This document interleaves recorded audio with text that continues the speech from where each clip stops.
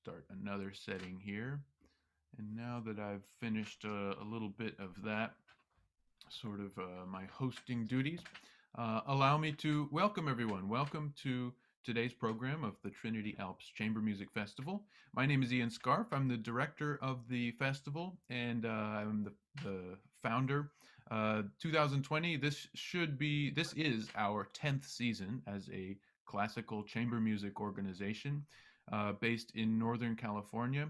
Although for the first 9 seasons, we were pretty much limited to live performances around California, around the West Coast. Since the pandemic has upended all of our lives and our musical careers, we have made this very interesting switch into doing broadcasting programs. And it's been, in many ways, it's been tremendously rewarding. So I'm just so glad to be doing this. I think today is our 11th digital concert, and today is going to be a very interesting program. Quite a bit of musical diversity and some different characters in terms of performers, and I'm very much looking forward to all of this. First on today's program is going to be one of Bach's cello suites. This is the third in our series. We aim to present all six by the end of the year. The third cello suite is perhaps one of the most famous works for solo cello. I'll let Karl and I will discuss it a little bit more. But performing today is my friend and colleague Karl Knapp. Karl is coming to us live from Amherst, Massachusetts. You will meet his wife, Jamie Rose, later in today's program. But for now, I'll just give a very simple introduction. Karl, I hope you'll help me. But Karl and I met in Fairbanks, Alaska, when we were both guest artists at the Fairbanks Summer Arts Festival. And we collaborated there, and we designed other musical adventures that included him coming out to California for several performances. He's been a guest artist at the music festival in 2017 and 2019. And this is actually a second appearance on a digital concert. Karl, welcome. Thank you, Ian. So yes, as Ian mentioned, we've Jamie Rose and myself. You'll meet Jamie Rose later if you don't know her already. She and I were out in California a couple times in the past few years, and had the pleasure of working with Ian in upstate California and then in San Francisco area as well. I we live in Amherst, Massachusetts, where I have a private studio, and I'm so grateful to see so many of my students actually on the call already, and that's awesome. And I'm originally from. I'm doing everything out of order and kind of like roll the die. I think I'm originally from. We're gonna call it. I'm originally from Wisconsin, and yeah. So that's why the Midwest is there, and that's why East Coast and West Coast. It's exciting. It's good to see everybody. Well, I'm so glad you're here. And Karl is going to be playing Bach's third cello suite, as I mentioned earlier.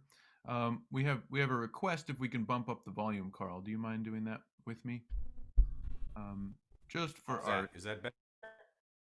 Yes, I think so.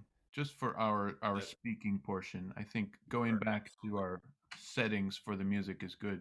The Bach's third cello suite, we've done two of these already, and we always talk about how a cello suite is a collection of dances, dance music, but for solo cello. We don't often associate a solo instrument like the cello with dance music. We usually associate a band with it, a whole band with percussion, at least bass and treble and different voices. So these are so interesting, the way that Bach is able to take so many elements and combine them into just a single instrument like that. But I have to say, this particular suite in C major is one of my favorites because it's very easy to sort of map your journey throughout this suite. Like most of them, it's in several movements, and like all of them, it begins with a prelude. And I think the prelude is a great opportunity for us to just talk about the contours of the music. And Karl, do you mind participating a little bit in some demonstration? Well, I think the first thing that you hear from the cello is a great example of contours in music. It's a long descent all the way down to the most bass note on the cello.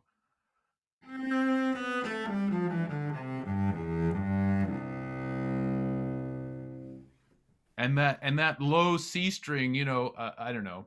Over Zoom, it's still impressive, but when you're in the room with it, it has this resonance and this kind of feeling. You can almost feel the floor rumbling under you. And so Bach uses that open C string as kind of his home base. It's really an anchor point for the whole suite. And then, as you hear, as the suite continues, Karl will sort of lift us out of that low C string, and everything else is about rising after that.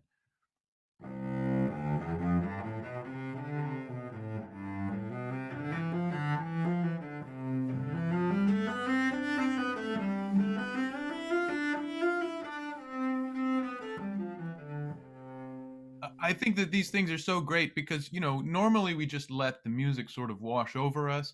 But in the case of Bach, especially with these preludes, it's important to remember that the prelude is meant to be kind of an improvisatory music.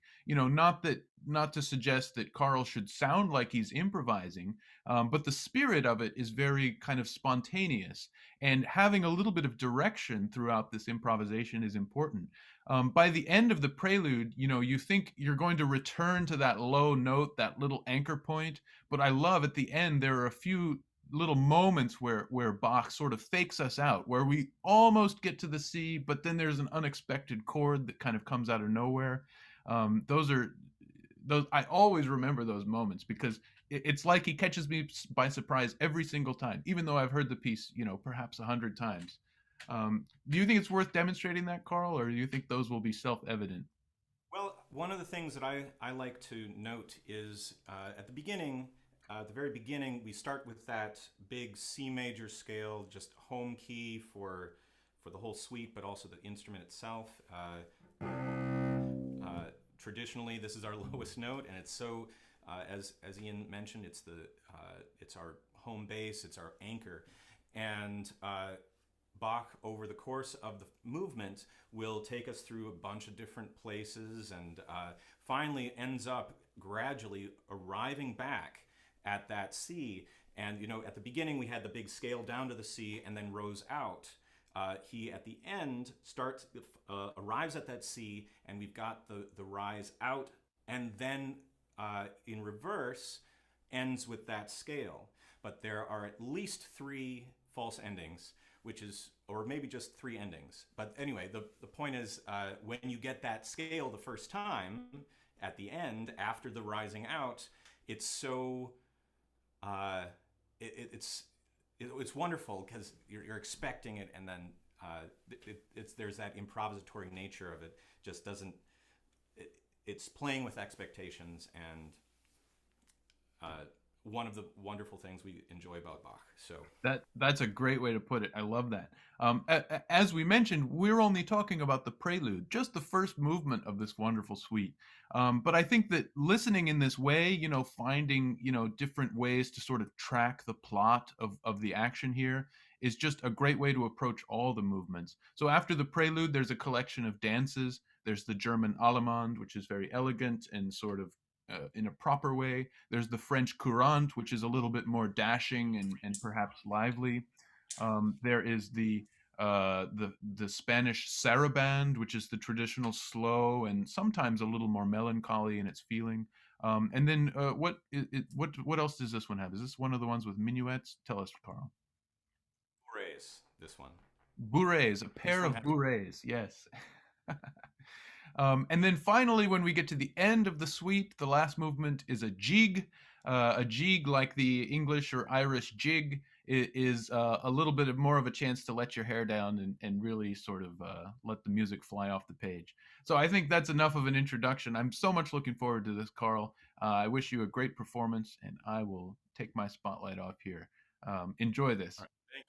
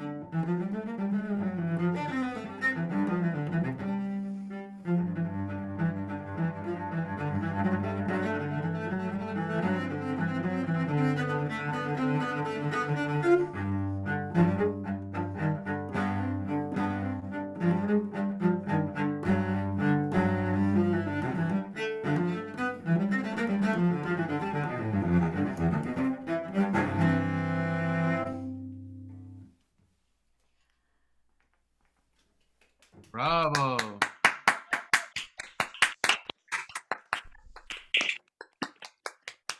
True. Video too.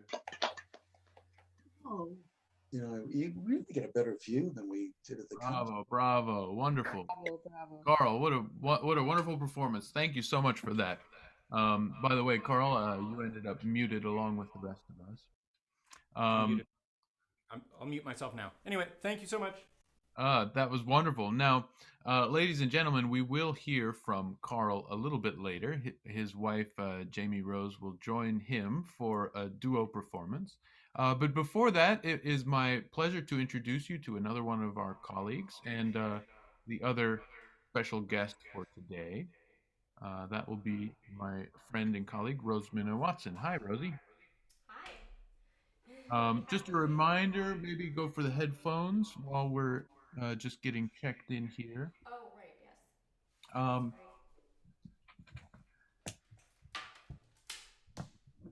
Sorry.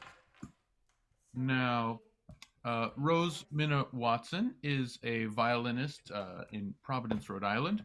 However, I met her for the first time in San Francisco when we both were doing postgraduate programs at the San Francisco Conservatory of Music. Roseminna has studied at Yale and at SUNY Stony Brook, and before she ended up in San Francisco. And she and I were in the small and very intense chamber music program at the San Francisco Conservatory of Music. In the years since, of course, she has moved on quite a bit, and her career has involved a stint with the Ayana String Quartet, and now with regular performances scheduled in New England. Now that she is back on the East Coast, um, uh, Roseminna is not just a wonderful violinist, but is also a composer, and she will be sharing some of her own music on today's program. So I'm very much looking forward to your short set of two pieces. Would you mind if introducing yourself perhaps a little more thoroughly? You know, normally at a concert we would have a little program with a biography and all that. So I'd like to invite you to just fill in some gaps that I might have left. Sure, yeah. So like Ian said, I currently live in Providence, Rhode Island, with my husband Pablo Escalante, who's also a musician. He plays instruments from all over the world, starting with the sitar, and he also sings. And he actually, I credit him with um, being the one who actually got me into singing. After my quartet disbanded in 2014, I was living in Austin, Texas, where we had been in a residency with the Miro Quartet at UT, and the quartet kind of dissolved suddenly, and I was left to my own devices to kind of reconnect with the music that was really deeply inside of me. And that's when I started looking to other ways to access that starting point. And I started singing with Pablo first. And since then, I've composed several pieces that use my voice. And one of those you'll hear later today. I'll talk a little bit more about that before I play it. But I also practice art in a lot of different mediums. I paint, I do a lot of video, and a tiny bit of sculpture, although I'd like to do more.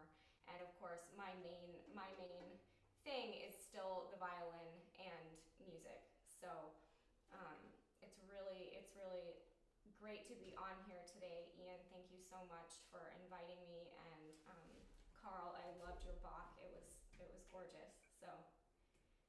Well, we are glad to have you here. I know you have two pieces on the program. One of them you composed yourself, and I'm very much looking forward to that. But I think first you'll play something else for us. Is that right? I have a couple requests in the chat. If you would turn your volume up a little bit, if you don't mind doing that for your little introduction, and then you can reset the level for the music. I think that'll help Okay. some of our audience. Is this better? Yeah, I think so. Yeah, why don't you tell us just a little bit about what we're about to hear here? Okay, just don't let me forget to turn the volume back down before I start, because that would be unpleasant. So I am going to start with a piece called "Dissolve, Oh My Heart" by a woman named MISSY MAZZOLI. She lives in New York, and I believe she is in residence at NYU as a composing faculty there.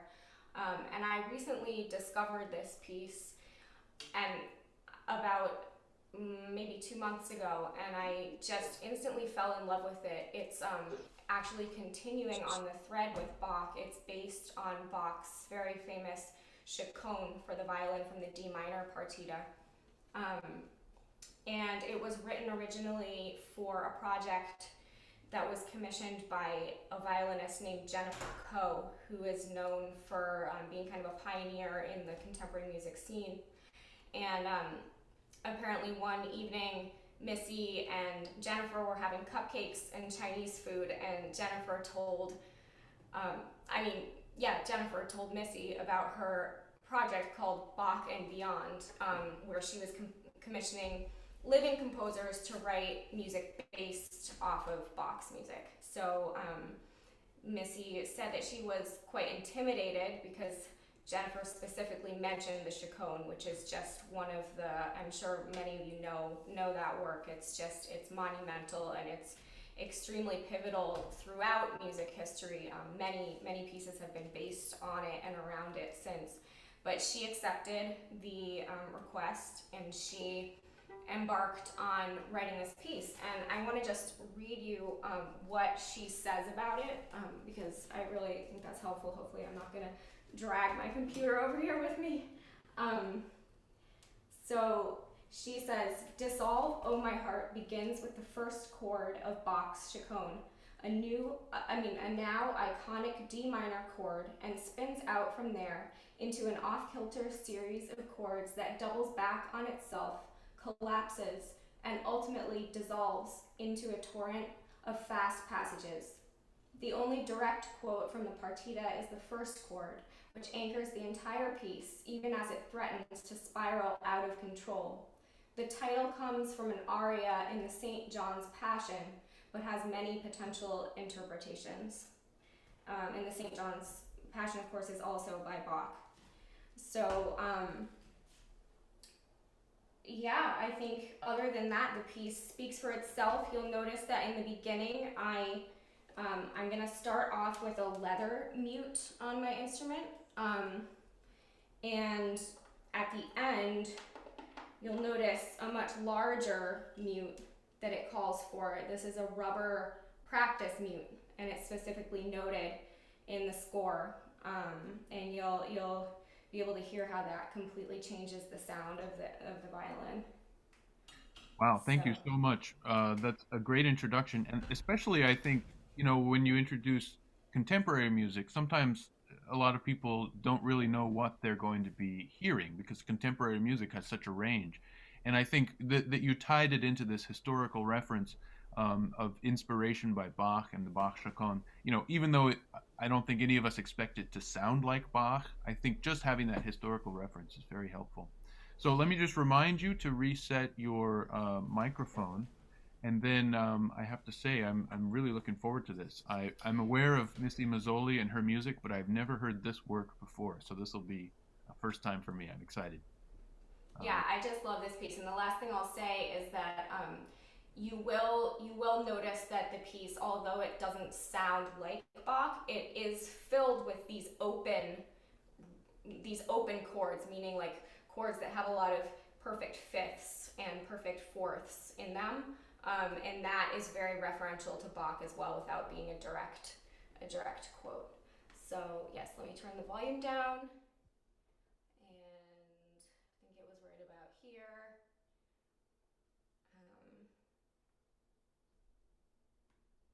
Take out my earphones.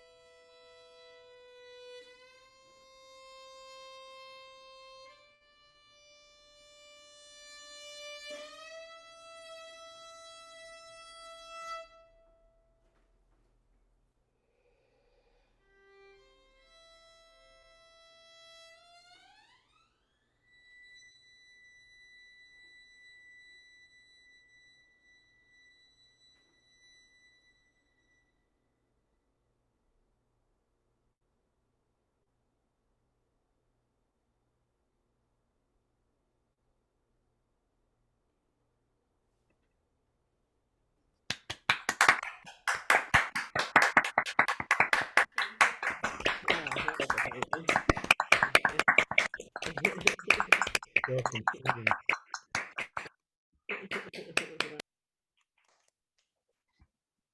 muted. Stop display. Bravo, bravo, Brava. brava. Well done. Yes, exactly. And do you want Thank you so much. Thank you so much, Rosie. That was just a wonderful performance. Can I ask you just before we go into talking, let's reset your mic volume for the speaking part. Also, I wanted to remind our audience, if any of you have questions for Rosie or for any of the other performers today about the music, about something else, we will be doing a live Q&A at the end of today's program. If you're not the type to speak up in a public setting, you're also welcome to drop a message or a question in the chat on Zoom. You can either send it to me or you can put it directly to everyone. That's a good way to facilitate more discussion within the group and still keep things rolling. Rosie, what a wonderful performance. Thank you so much. Thank you so much, Ian. Yeah, it's an amazing piece. And so I'm gonna now play a piece that I wrote. I guess it was probably like a year and a half after this dissolution of my string quartet, which I had played in. We rehearsed for between 4 and 6 hours a day, 6 days a week. So it was my entire life before it just came to an abrupt stop. And I'm sure a lot of you have had the experience, and maybe if not before, certainly when the pandemic struck, of just your life and everything it contained grinding to a sudden halt and being left with really what was only inside of you.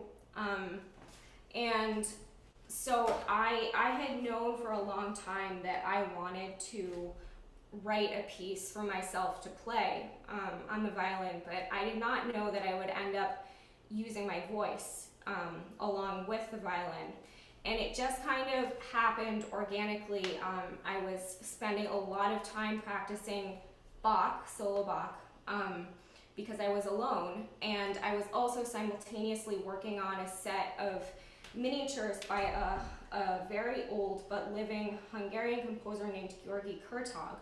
And that set is called Signs, Games, and Messages, and it's these little tiny snippets of music that are very poetic and just evocative, really emotional in just, you know, within 2-3 notes. It's just this huge blast of emotion and an atmosphere that comes at you just in that tiny, tiny music.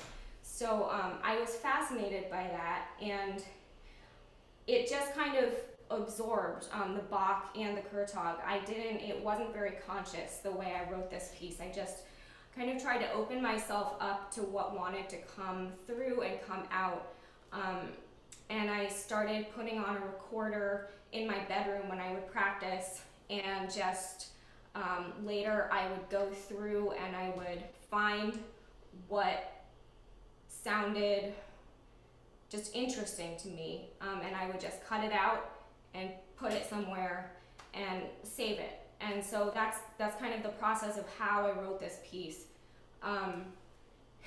And the piece is called Lymbic Hymnal, and the limbic part of the brain is the part of the brain that deals with emotions. And obviously a hymnal is having to do with a more holy and sacred side that I think we all have within us as well. And I was really kind of wrestling with the question of where and how emotions and that kernel, that seed of sacredness that we all start with, where those two things merge, how they converse, and how they collide. This is what came out of that exploration and that absorption of Bach and of Kurtag. And it's written in sort of a miniature format as well. So you'll hear that it alternates between a more emotional expression and a more sort of internal and stepped back expression. So I think it has 6 altogether, little miniatures that it contains. But you'll know when it's concluded. But yeah, I think that's pretty much what I want to say about that. And I find this moment also in time, of course, very poignant to be kind of asking ourselves this question and going really deep inside into the interior that is that soft spot that's surrounded often by these really fiery and strong emotions, but that is always accessible if we can tap into it. So Wonderful. Let me remind you to reset your microphone, and thank you for that. That was a very eloquent introduction. Appreciate that. thank you. Okay, let me see audio settings. Okay, this one. And while I was playing before, was the volume fine? It wasn't too soft in parts? Okay. Put it right back where it was.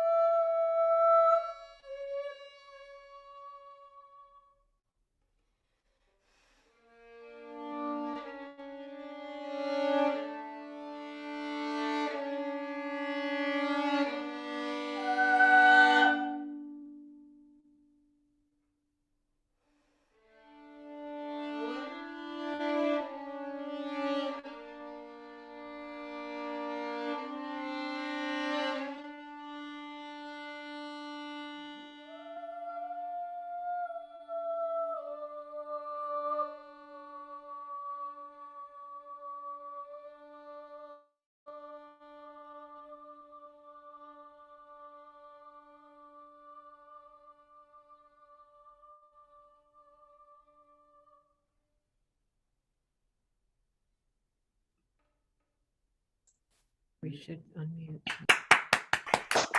Oh my God. Bravo, bravo. Amazing. Bravo, bravo. Bravissima. Amazing. Wow. Wow, that was just amazing. Thank you. Wow. Bravo. Yes, that was amazing, Rosie. Thank you so much. As part of muting everyone, I accidentally muted you, or I guess I muted you. Well, it happened. Sorry. Thank you so much for that. You're so welcome. My pleasure. Yeah, I'm just happy to be playing and sharing music with everyone. So. Now, as I mentioned, I will be running a little Q&A after the program today. So if anyone has anything else for Rosie, she'll be around after this last set of music. So Rosie, I'm going to switch over the spotlight to our next performer. Thank you again. We'll hear more from Rosie a little bit later. Next, we go back to the same music room in Amherst, Massachusetts, to meet our friends Karl and his wife Jamie Rose Guarrine again. Oops, sorry. I playing with mute buttons, Carl. I may have muted you again accidentally. Jamie Rose, this is not the first time you have appeared on our program, so I am delighted to have you back. Thank you for being here again. Do you mind giving a short introduction to our audience for those who haven't met you yet? Of course. Thank you, Ian. It's wonderful to be back singing with Trinity Alps. I met Ian through Carl via Fairbanks, Alaska, where we had lived in the past, now recently transplanted in New England. I'm originally a Midwesterner. I'm from Peoria, Illinois originally, and then went to school in Wisconsin. My career has primarily been in opera, classical singing. I want to compliment Rosie. Those really cool vocals. Congratulations. That was such a pleasure to listen to.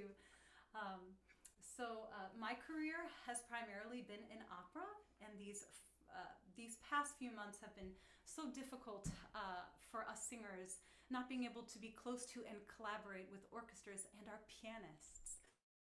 I want to thank Ian. This repertoire that we're going to perform today features the one Ian Scarfe at the piano. Since we've gone into these times of being apart, singers have been working with pianists at distance. So what you'll hear me singing with today is repertoire that Ian recorded in San Francisco, sent to us, and I will be singing with Ian at distance. Both of these two art songs, the first by Vincenzo Bellini and second Reynaldo HAHN, feature Ian at the piano with my husband turning on the opera karaoke. The first piece, Ma Rendi pur contento. Bellini was a voracious operatic composer, and this piece in particular, you'll hear a lot of operatic tendency. These first two art songs, both the texts deal with distance. Our words flying over the waves, in this case, the electronic airwaves, to our loves, to our family, to our friends. Ian is going to post into the chat the word-for-word translation. This first Bellini song, in general, is a sending of love through the air. And though the singer is saying, I live more in my love than I live in myself.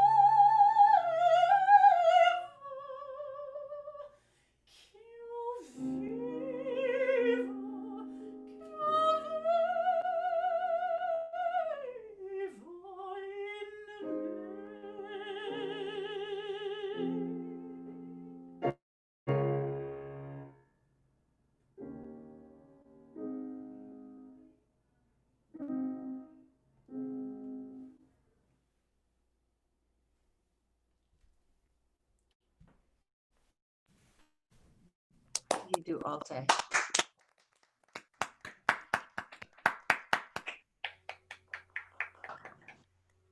So classical singing in Zoom. You'll see pull away from the camera in order to sort of the operatic voice in a 2,000 seat hall sometimes can overwhelm the sound. So we'll be making adjustments on this end to make sure that your listening experience feels enhanced. This second piece by Reynaldo HAHN, French art song, My Words Fly to You on the Breeze, Words of Love. So this is French composer Reynaldo HAHN.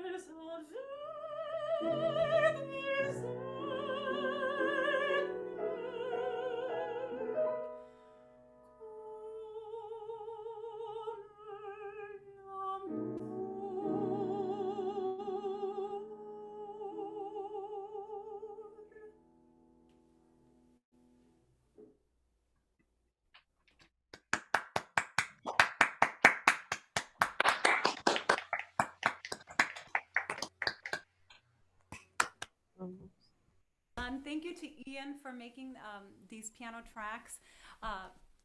So in addition to my operatic career, that has taken us all over the country and met so many wonderful collaborators, I also teach at the University of Massachusetts Amherst. I'm currently on the voice faculty. That's what brought us here out to New England. This next piece, so we're moving out of the 19th century and into the 21st century. This past summer, I actually, with Karl, released Transparent Boundaries. We actually have a CD out this year with new works, friends and collaborators, female composer Lori Laitman, Darren Hagen. And today we're going to perform a piece by our friend and colleague Scott GENDEL.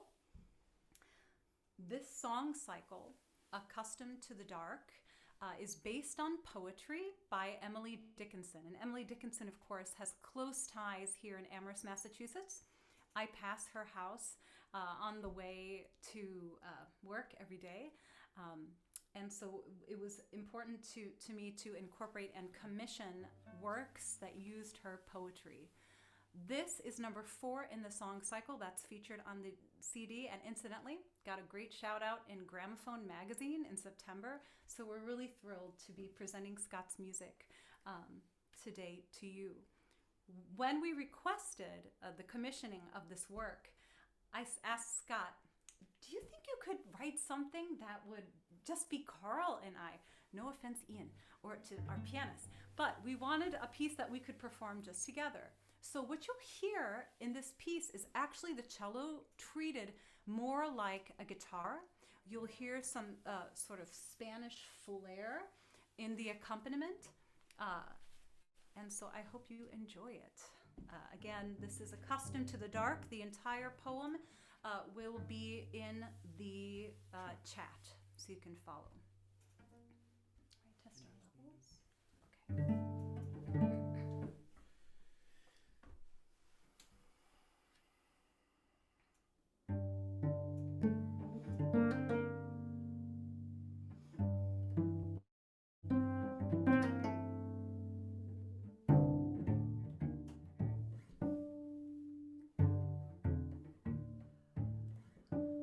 We grow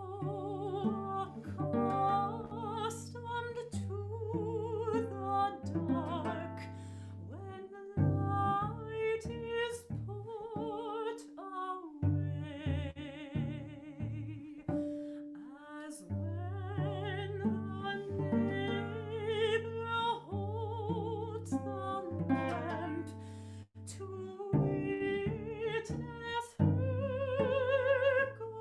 goodbye.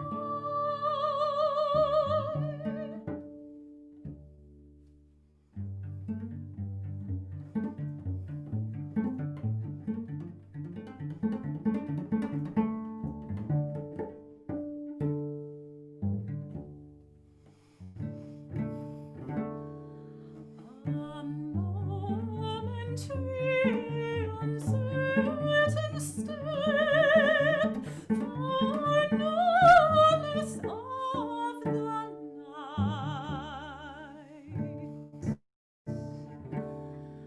Then fit our vision to the dark, and meet the road erect, and so of large darknesses, those evenings of the brain, when not a moon disclose a sign, or star call out within. The bravest crowd on it all, and sometimes hit a tree directly in the forehead.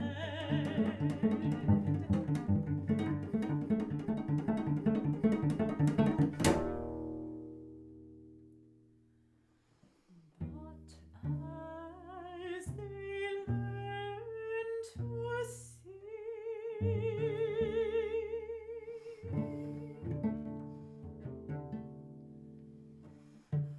either the darkness alters, or something in the sight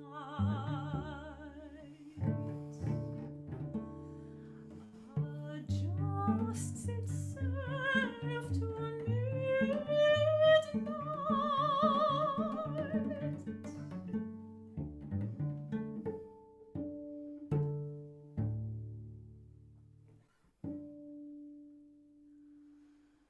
Either the darkness alters, or something in the sight adjusts itself to midnight, and life steps almost straight.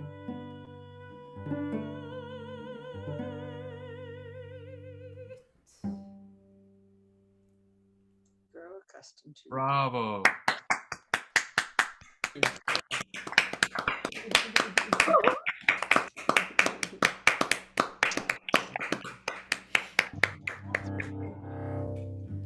Thanks so much. We're now going to take a step back into the 19th century Italian opera. So this next piece is by Gaetano Braga. This actually was recommended to us by Ian. Gaetano Braga was a composer of art song, opera, salon music in the 19th century in Italy, which was the height of Italian opera and Italian nationalism.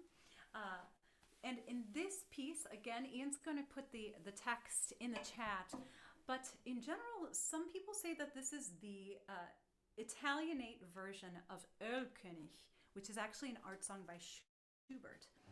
In this piece, it's entitled The Angel's Serenade. We have a daughter who's sick in bed and her mother's at the window. The daughter hears the celestial sound. She hears a sound that she thinks is angels. The mother says, "Oh, no, it's just the wind." And then the daughter says, "No, it's the music of angels and I must follow." Karl's going to join me on this piece, again with Ian at the piano.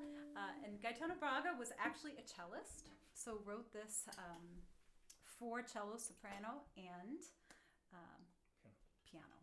So, La Serenata by Braga. I'm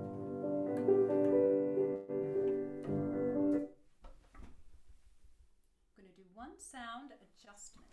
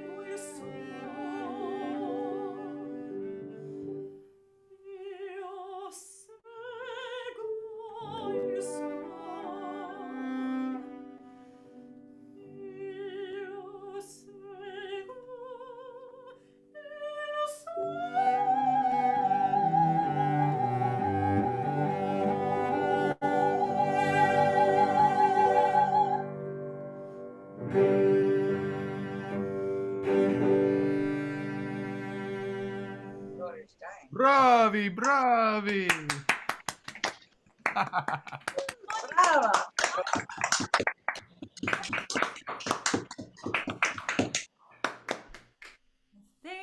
Thank you very much. So this last piece that Karl and I are going to play today is by Leonard Bernstein, and it's entitled Dream With Me.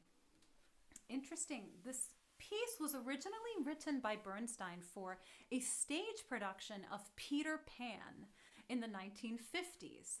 Well, Dream With Me actually ended up on the cutting room floor on Broadway and was not discovered again until 1998 when they were going through his estate and found some pieces that didn't make in the show. This beautiful piece then was recorded and added to the 2005 album of Peter Pan. And it's a beautiful piece. Karl's going to join me, and we hope to send you off into the night with this last theater piece. This is Dream With Me.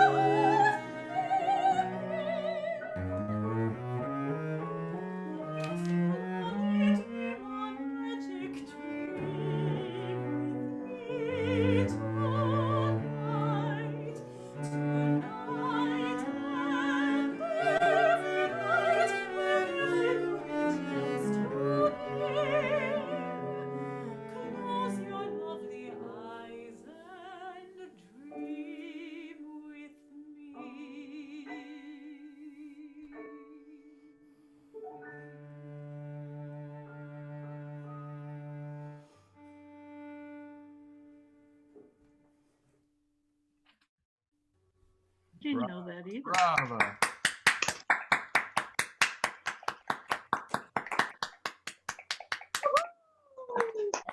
Whose love affair was this? We're, Between you're, whom? You're Oh. not muted. Between whom? Right. I think it was written for Wendy to be the adult Wendy to be sing for Peter after years later. I think that's where it ended up in the plot, but we'll never know.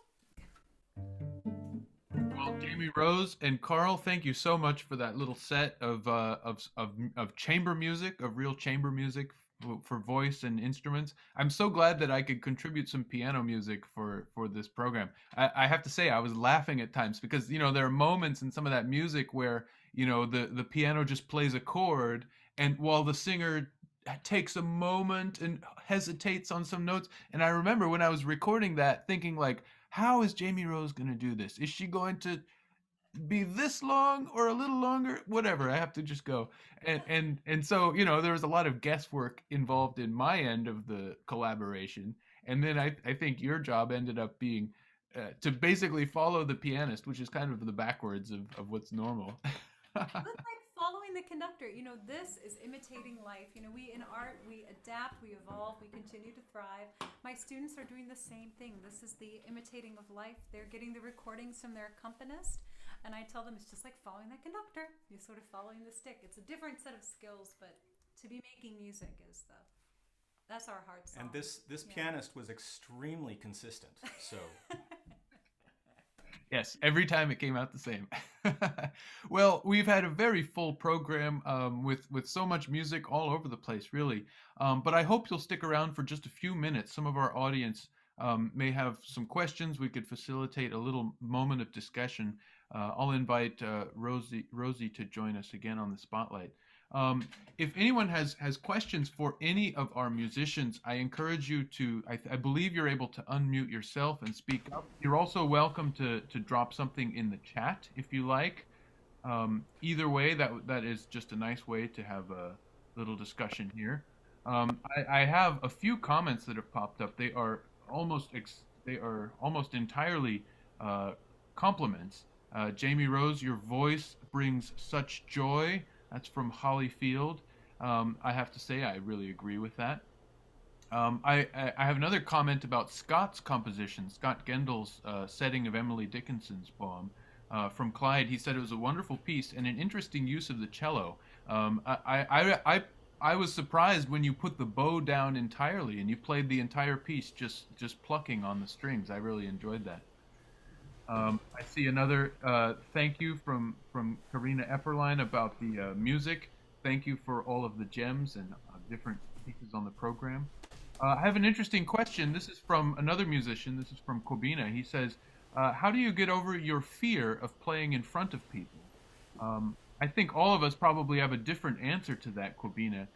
For me, I have to say that it came with experience. The more you do it, the more you get used to it. And probably the more you perform in front of people, the more experience you have with things not being a total disaster. And then, slowly your brain starts to realize that not every performance is probably going to be a total disaster.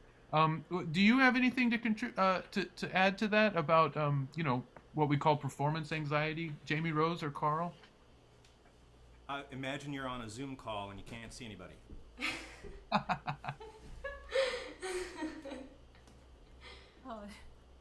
So experience.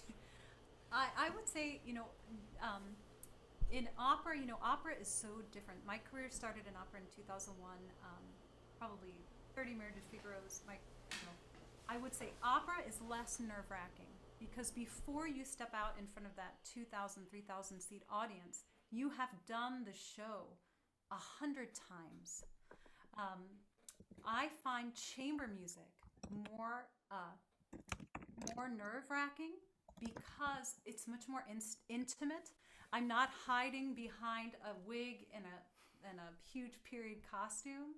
So I think that in chamber music and solo, works on the stage, we are so much more vulnerable, and it's such a different, intimate experience. I find that that's when I get a little more excited about it. We have another comment about Roseminna's composition. Again, we're still getting feedback about your composition, Rosie. Kate Lucchese says it was just dazzling. Privileged to hear it, and I have to agree. It's we're so used to hearing old music in classical concerts that sometimes it's just a nice reminder that all music was once new, and people there was always a first performance for everything.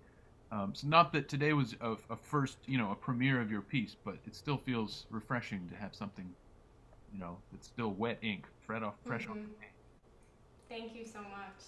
Yeah. I have another question. This is an interesting one. Is there a difference in training with a private teacher versus being trained in college? Does being trained in college imply that you're a better musician? That I think that's a wonderful question, Kabina. Maybe one of you all will have another perspective, but I think musical training is like anything. It's just so dependent on the individual student, and to a certain extent the teacher as well. There are wonderful musical programs and there are wonderful teachers at colleges, but they're by no means exclusive. So I would say that like everything, there's a great variety. I will say one advantage of studying music in college is that you are going to be surrounded by a lot of other musicians in training, and you're going to be part of kind of a real community. So your learning experience is not just your own sort of self-motivated progress, but you're also part of a whole experience that everyone's taking part of. Does anyone else have any thoughts on that?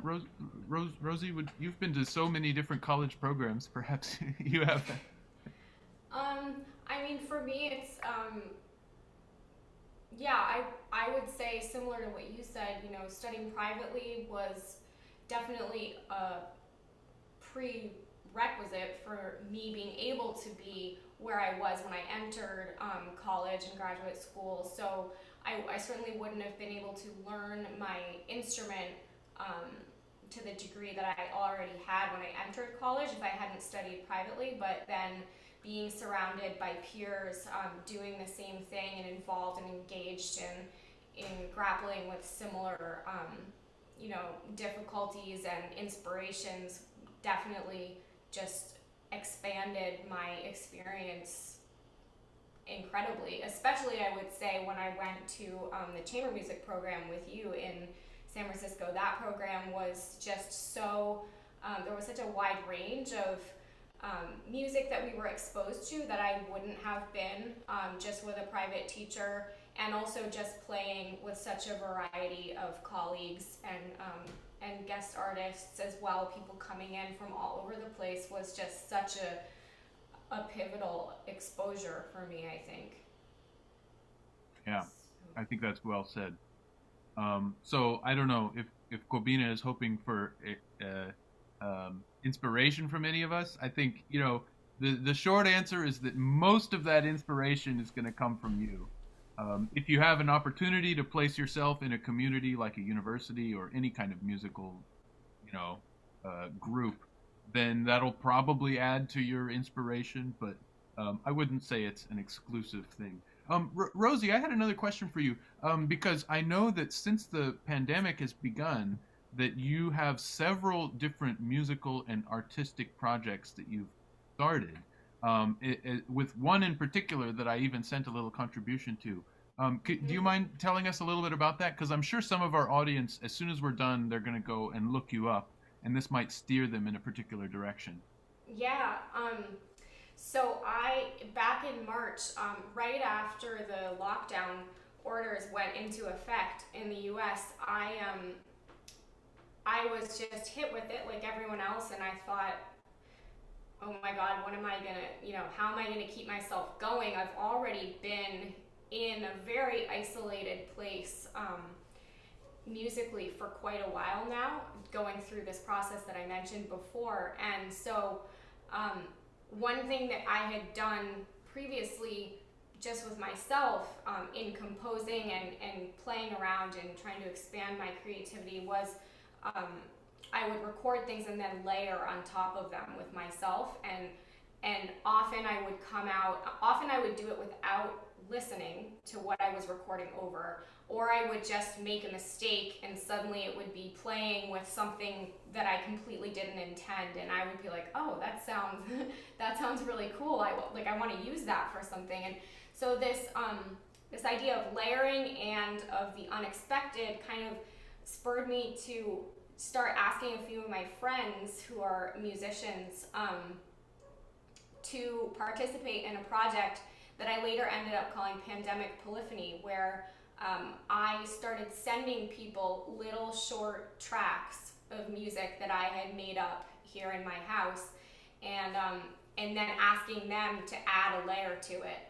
And it was so engaging and surprising what came back to me, and just the anticipation and like the tension, knowing that someone was going to hear what I had sent and then come up with something to put with it, against it, and waiting for that to find out what it was going to sound like. That just really helped me to keep going and to sort of sustain my creative inspiration during this isolated time. So yeah, since then I kind of expanded the project, and now the response can be in any medium.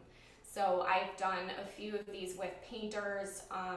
I've done a couple with dancers. I actually just put one up in the gallery on the website last night with a new one with a dancer here from Providence. And it's been amazing. And I did one with Ian as well, which if you go to the website is pandemicpolyphony.org, and it's probably pretty easy to find if you just Google that.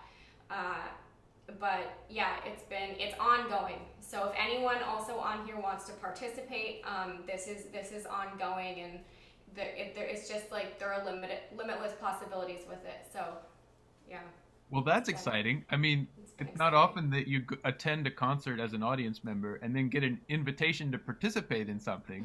So I hope everyone takes heart. You know, I mean, one of the great things that I like about working with Roseminna, is that her ideas of collaboration go beyond just one type of music, go beyond one music in general. They go to sort of all kinds of all fields. So you know, that'll be interesting. I wonder if any of our audience will take you up on that offer. Yeah, I would love to hear from some of you, and if nothing else, just check out the project and enjoy it. I see Clyde has already found that website and put it into the chat. Thank you, Clyde. I have another question from the chat. Roseminna, keep exploring, beautiful. This is from Karina Epperlein.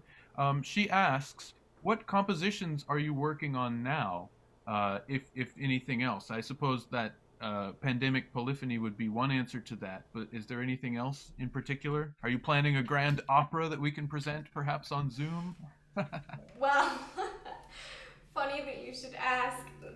Not exactly, but I do sing opera to my cat, Whisker Moon, all the time, who is currently, she listened to the whole concert from her portable backpack space bubble over in the corner, so she's quite responsive to music. But no, at the moment, the pandemic polyphony has been taking up a lot of my time, as has learning some new pieces, like the one that I played today. But I am hoping to, in the near future, write a little bit of a longer piece, more in like long form rather than the miniatures, because I completed a piece right before the pandemic last December, called Lullabies for Icarus, and that's on YouTube if you're curious about that. It's also in miniature format, so that's 7 miniatures in sequence, and it's based on the myth of Icarus, and it was kind of like a predictive timing almost for what then happened next in the world, you know, flying too close to the sun and crashing down. So, but yeah, nothing super concrete besides the pandemic polyphony at the moment. Well, thank you. I mean, we're looking forward to whatever comes of it. You know, speaking of the pandemic and the ideas of collaboration and polyphony, I just want to take a moment and remind our audience that, you know, this is the 11th of our digital concerts, and all of them have been, you know, like our normal concerts, all of them have been free and open to the public. And that was a very conscious decision that I made with my colleagues when we started this festival, you know, that we wanted our music and classical chamber music to feel like it was available to everyone, you know, and that putting a targeted ticket price on there, you know, might down the road exclude some of our audience. So We have an open door policy. We want everyone to experience our concerts, whether they are live events or digital concerts. And in response, we just ask you, our audiences, if you will just take a moment and consider what it is actually worth to you and consider financial contribution of some sort. So a suggested donation could be of any amount that you are comfortable with. But you should know that that is actually the way that we keep these programs running, that we're able to produce concerts like this, and that we're able to support musicians like our wonderful guest artists here today. This is just a crazy time to be a musician. We've adapted in many ways, and there are lots of silver linings, but it is still, we're all still dealing with this disruption. And these opportunities are just one more way that we can help musicians by giving them not just another paycheck for another gig, but giving them a creative outlet so that they can actually reach audiences with their music. So I hope you'll all consider supporting the festival. You can go to the Trinity Alps Chamber Music Festival website. It's very easy to make a contribution there. That's the end of my little plug. I do see another couple of questions that have come in. One of them is for you, Karl and Jamie Rose. Someone asks about the CD that you just released and how one can get it in the most supportive way. That is to say, maybe they don't want to go on Amazon to buy it. But I see, Karl, you're a step ahead. course. Karl has already told us what to do. You want to use your voice and do it too, as well as the chat? Sure, absolutely. First of all, thank you so much. We do have CDs, physical CDs, so if you'd like to email us at the email that I included in the chat, or through Ian, or anyway, we can send you a physical CD, but it's also available on Spotify and Amazon and iTunes. iTunes. Yeah, streaming services. Most of the streaming like services. Digital downloads, But since you asked about what is the most physical. supportive, a physical CD recording is most supportive. Thank you. Wonderful. Hey, Ian, it's Louisa. Louisa. First, Jamie and Karl, I just loved what you did, but this is like to Roseminna Watson. You were like the equivalent of watching some modern dance company, avant-garde modern dance company that I always am in awe of, that people could dare to be that vulnerable and brave and creative. And I can only aspire. I paint a little, but I'd like to be free and have my own voice.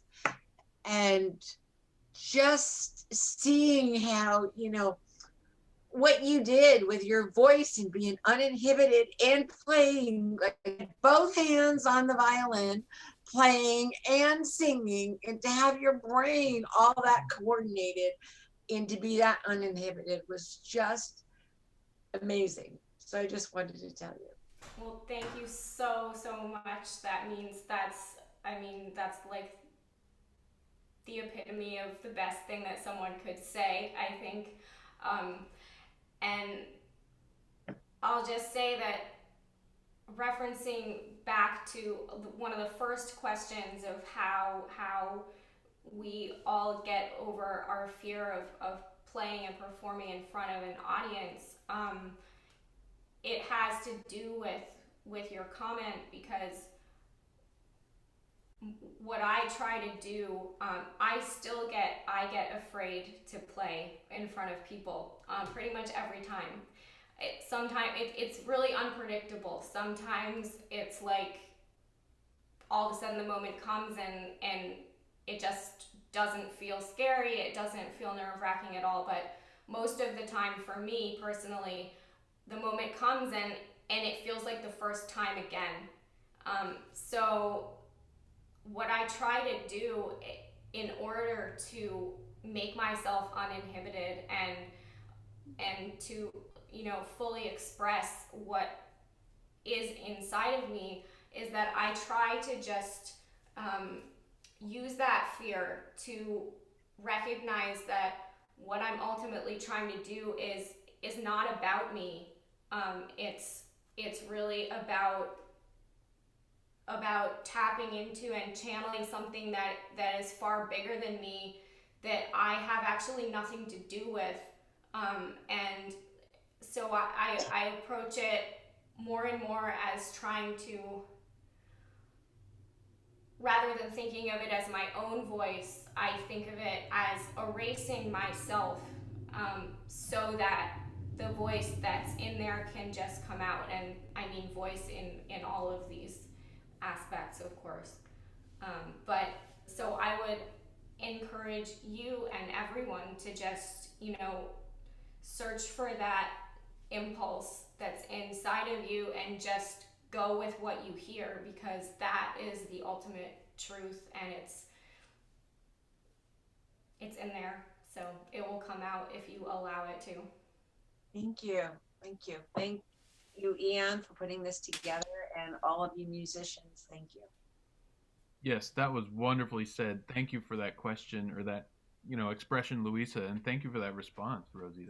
I think that should be inspiring for all of us. I want to take just a moment and thank everyone for joining us here today and for sticking in there. Today was a longer program than our usual one, but I think it really paid off, and I enjoyed every minute of it myself. I look forward to seeing you all again. Our next program is on Friday night, November 20th. That will be featuring our wonderful friend Charlie Akert, who will be broadcasting from Fairbanks, Alaska. Also, I'll be collaborating with one of my longest, one of the original members of the Trinity Alps Chamber Music Festival, violinist Philip Brzezina. Philip and I just recorded a bunch of music for a new album that we're putting together, so you'll get kind of a sneak preview of that.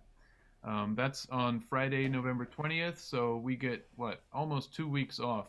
And I say we've sort of earned it. It's been quite a week for all of us. So I thank you all again for joining us here today. I look forward to next time. And I think we should sign off by giving our special guests, Rosie, Jamie Rose, and Karl, one more round of applause. So thank you. Thank you.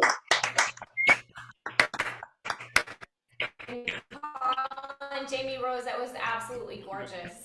Thank you so much. Bravo, everyone. Thanks, Bye-bye Ian. now. Ian. Take care. Bye.